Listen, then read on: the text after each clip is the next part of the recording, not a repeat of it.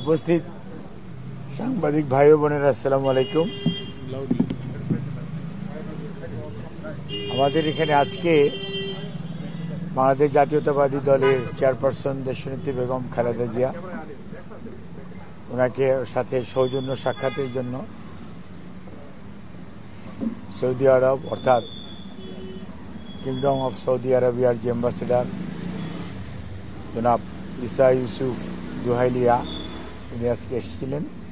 উনি ম্যাডামের সাথে ওনার স্বাস্থ্যের খোঁজ খবর নিয়েছেন, এমনি শুভেচ্ছা বিনিময় করেছেন এবং সৌদি কিং এবং ক্রাউন প্রিন্স অর্থাৎ প্রাইম মিনিস্টার ওনাদের পক্ষ থেকে ওনাকে উনি শুভেচ্ছা জানিয়েছেন।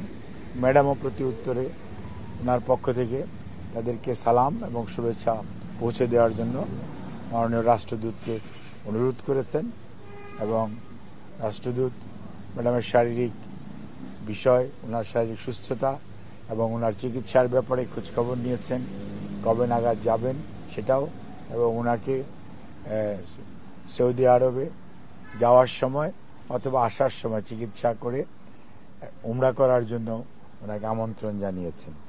ধন্যবাদ।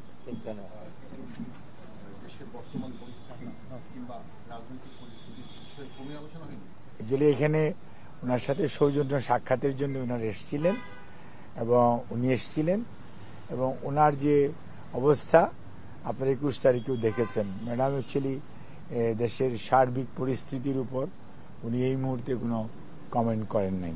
ধন্যবাদ। হ্যাঁ, আমি একটু স্থায়ী কমিটির মিটিংয়ে যাই।